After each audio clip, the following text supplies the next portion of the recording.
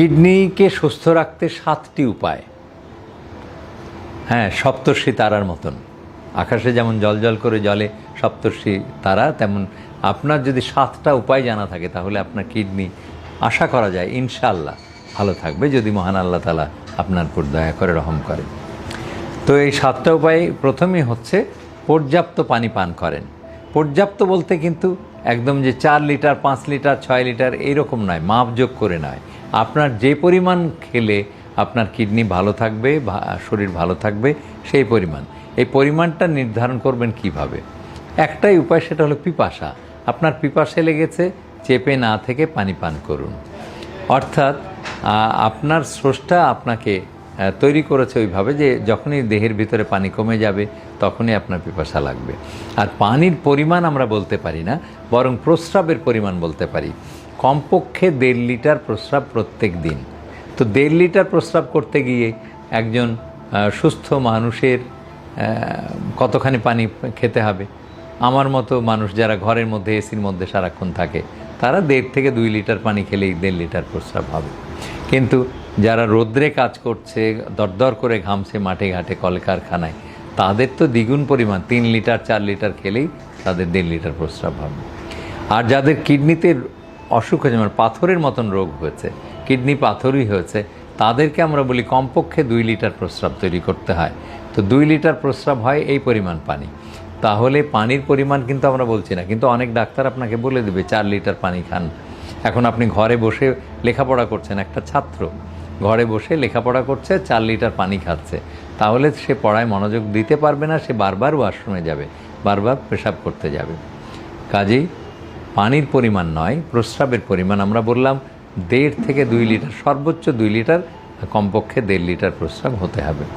তবে কিডনি যদি অসুস্থ থাকে তাহলে কিন্তু কথা আছে।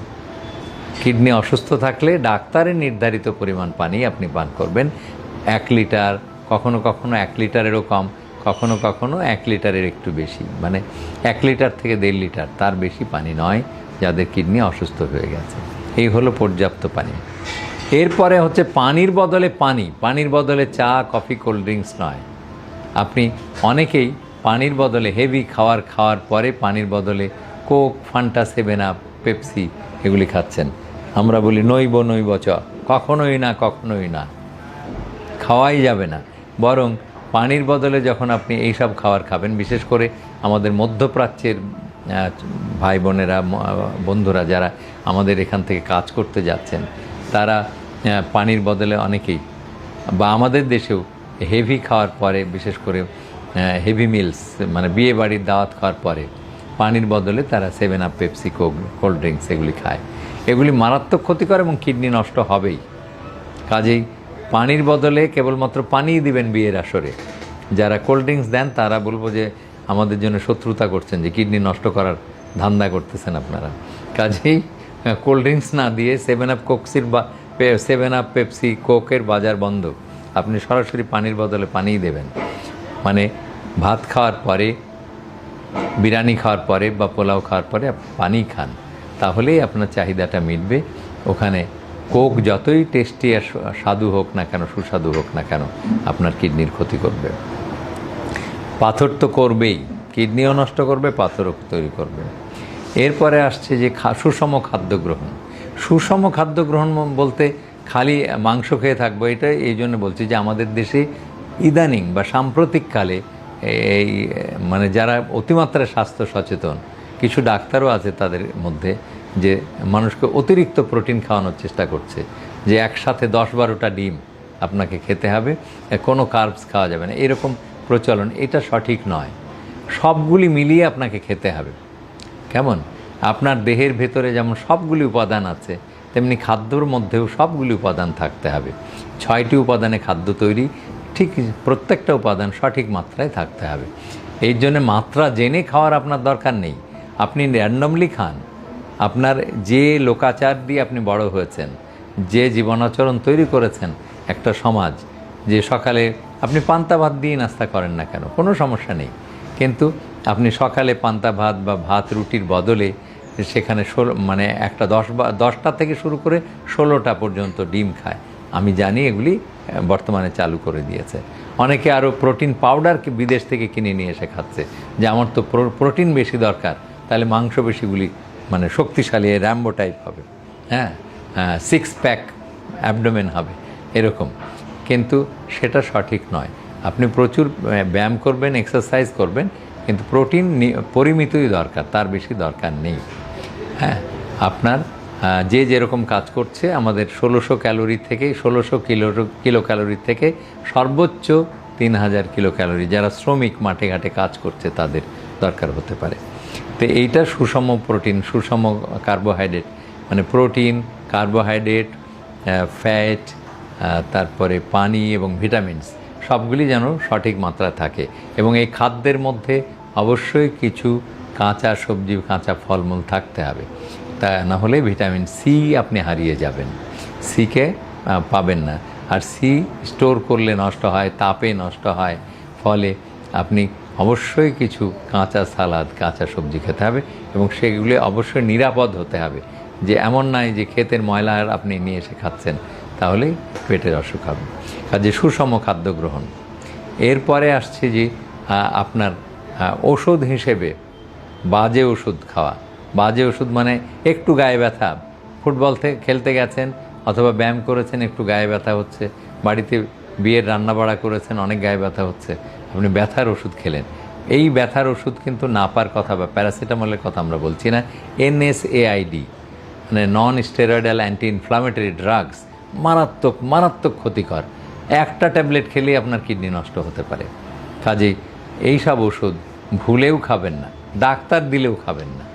খেলে পরে এই যে জ্বর এসছে, এখন তো জ্বর হচ্ছে, তাই না, এখন চতুর্দিকে জ্বর হচ্ছে, এটা ভাইরাল ফিভার বা যেই ডেঙ্গু ফিভার বা চিকনগুনিয়া যাই হোক না কেন, আপনি যতই গায়ে ব্যথা হোক না কেন, আপনি NSAID খাবেন না। NSAID খেলেই কিডনি টিবিউলার নেক্রোসিস হবে এবং রক্তপাত হবে প্রস্রাব দিয়ে, কিডনিটা নষ্ট হয়ে যাবে। কাজে এই ড্রাগগুলি ভুলেও খাবেন না, এবং ডাক্তার দেখানো বাদ দিয়ে ওষুধ খাবেন না। যেসব ডাক্তার জেনে তারপরে ওষুধ দেবে, কারণ প্রচুর অ্যান্টিবায়োটিকও কিডনি নষ্ট করে। এমনকি গ্যাসের ওষুধে কিডনি নষ্ট করে না, অন্য রোগ করে, ক্যান্সার তৈরি করে। কাজেই ডাক্তারকে না দেখিয়ে সহসা ওষুধ খাবেন না। এরপরে আসছে যে আমরা যে প্রেশারের রোগে ভুগি আমাদের দেশে, এটা খুব কমন একটা ঘটনা, যে উচ্চ রক্তচাপ। এবং আমি যখন জিজ্ঞেস করি ওষুধ খান, বলে না এখনও ওষুধ ধরিনি, শুনেছি যে ওষুধ একবার ধরলে তো ছাড়া যায় না। তখন এই মানে ড্রাগ ডিপেন্ডেন্সি, তারা মিন করছে যে নেশায় যেমন ড্রাগ ডিপেন্ডেন্সি হয়ে যায়, নেশা করলে যেমন ছাড়া যায় না, প্রেশারের ওষুধ তেমন ছাড়া যায় না। এই ধরনের প্রচার এমন ভ্রান্তভাবে মানে আমাদের দেশকে আকৃষ্ট বা আপ্লুত করেছে, যে ফলে সাধারণ মানুষরা প্রেশার ডাক্তার লিখে দেওয়ার পরেও তারা ওষুধ খায় না, এবং অনিয়ন্ত্রিত রক্তচাপের ফলে কিডনিটা নষ্ট হয়ে যায়। যখন তারা আসে তখন কিডনি নষ্ট অবস্থায় আসে, তখন আর প্রেশারের ওষুধ খেয়ে কী লাভ হবে।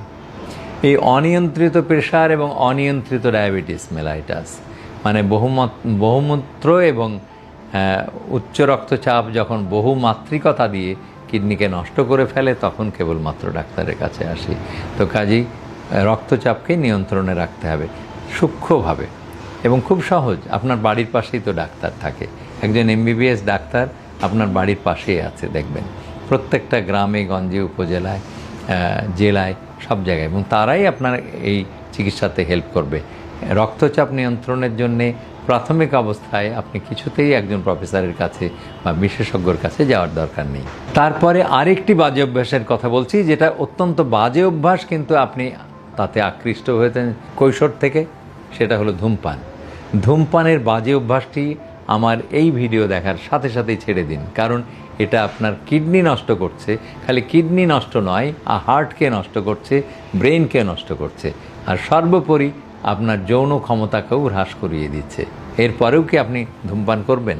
আমার মনে হয় আজ থেকে আর করবেন না। কেমন? তো ধূমপানের বাজে অভ্যাস ছেড়ে দিন, কারণ ধূমপানের ফলে রক্তনালীগুলি সংকীর্ণ হয়ে যায়, সরু হয়ে যায়, আর এই সরু রক্তনালীতে প্রত্যেকটা প্রত্যঙ্গকে নষ্ট করে দেয়, কারণ পর্যাপ্ত রক্ত প্রবাহ সেখানে হয় না। কিডনিতে রক্ত প্রবাহ ধীর গতিতে হয়, ফলে কিডনি নষ্ট হয়ে যায়। ব্রেনে রক্তপ্রবাহ ধীর গতিতে হয়, ফলে ব্রেন ভালো কাজ করে না। হার্টে রক্তপ্রবাহ ধীরগতি হয়ে যায়, ফলে হার্টের রক্তনালী স্প্যাজম হয়ে হার্ট অ্যাটাক হয়, বা কার্ডিয়াক অ্যাটাক বা হার্ট অ্যারেস্ট হয়ে যায়, আপনি মারা যেতে পারেন। আর যৌনাঙ্গেও, পুরুষাঙ্গের মধ্যেও রক্তপ্রবাহ সঠিক না থাকলে পুরুষাঙ্গের উত্থান হয় না। কাজেই আজ থেকে ধূমপানের মতন বাজে অভ্যাস একদম ছেড়ে দিন। কেমন? এরপরে আসছে পরিমিতি ব্যায়াম। পরিমিত ব্যায়াম প্রত্যেকটা মানুষের জন্যে অত্যাবশ্যক। আপনাকে প্রত্যেক দিন ঘাম ঝরাতে হবে, দেহর মাংসপেশিগুলিকে সচল রাখতে হবে। আপনি নারী হন আর পুরুষই হন, প্রত্যেকের জন্যে ব্যায়াম অত্যাবশ্যক। মানে ঘরের ভেতরেই হোক বা ঘরের বাইরেই হোক, আপনাকে লাফালাফি ঝাঁপাঝাঁপি করতে হবে, করে শরীরটাকে চালু রাখতে হবে, তবেই আপনার কিডনি ভালো থাকবে।